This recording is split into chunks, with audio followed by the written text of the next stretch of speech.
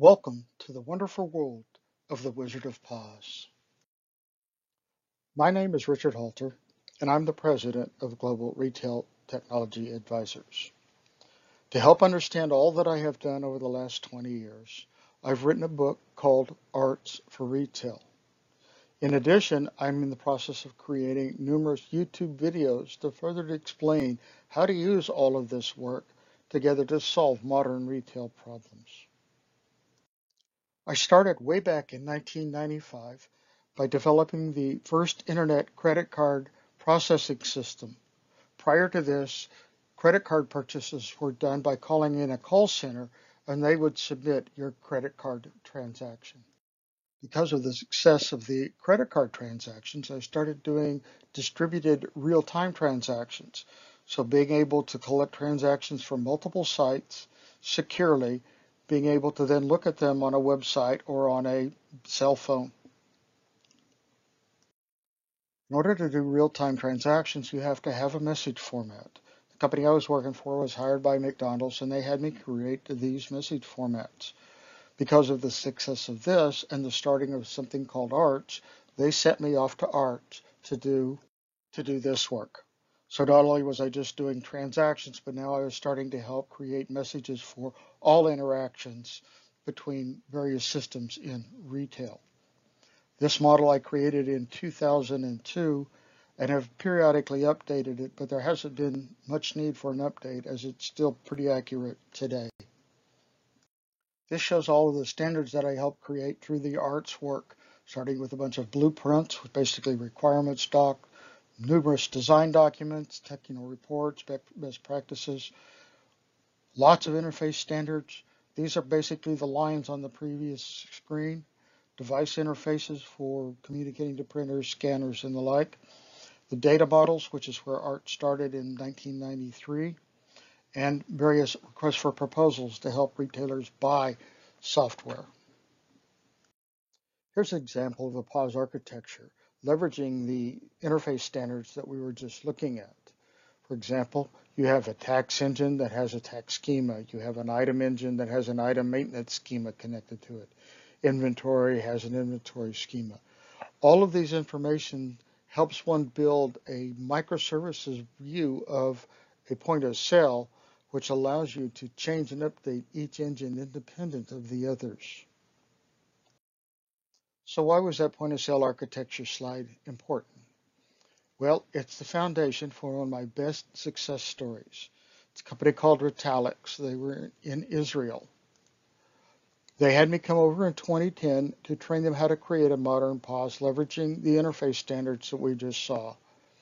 They revealed their new POS at the Internet Big Show in 2013. And in 2013, NCR purchased Retalix. This point of sale was the first point of sale to do omni-channel inherently. You make your order on a tablet, you go to a POS to scan in new items, you go to a different POS to pay for the items. This is the granddaddy of all of that work. This model integrates all of the information that you see in the previous slides into one interactive model. In 2015, the Association for Retail Technology Standards, now under the OMG.org world, produced a business process model, which is an interactive model where you can drill down and see the various processes supporting each of these areas. I have taken that and put it on steroids. I have driven it down into a store model, which you saw the scary drawing at the start of this presentation. That's there. And if you drill down on any of these things, there's all sorts of cross links to it. But in addition to that, while building all of this stuff, I came to the realization that retailers fail not because they have a bad strategy, but they have a poor execution of that strategy, which means the people who are executing the things don't know what they're doing is related to the strategy. So I've created this closed loop system to help explain that. So now that you've identified the various processes, you have to have some way to communicate between them.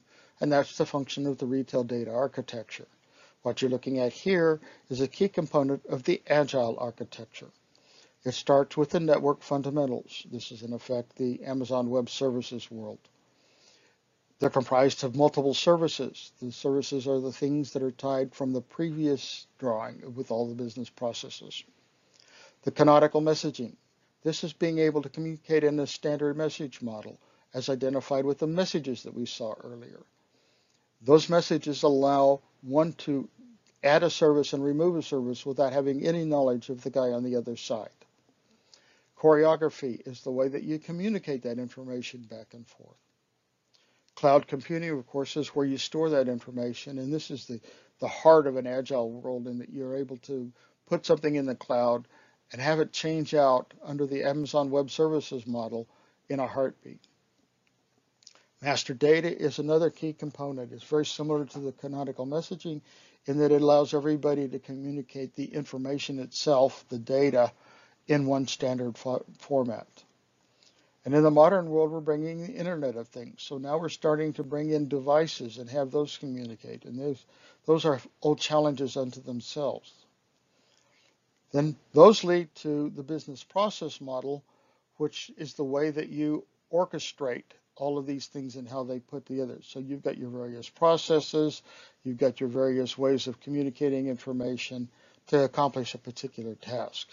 And finally, all of that comes together with something called unified commerce. In unified commerce, all devices and information and applications all communicate with each other in this like the spokes of a wheel. So how do I know how to put all of that stuff together? Well, outside of being an architect and helping you design all of that stuff, I have available training on a large number of systems. Most everything you see here is something I've trained with some customer at some point to help them do whatever it is they're doing. For example, there's the POS design, hooking it all together. That's one of the things that I did with the Retalix work. So now I have all of this knowledge of processes and messaging and data models. Who have I worked with? Here's a sample of the list of companies that I've worked with. As you can see, they're in the food service world, they're in the retail world, they're in the convenience store world, they're all over the world, if you will. And I've worked with both retailers and vendors to help make all of this work.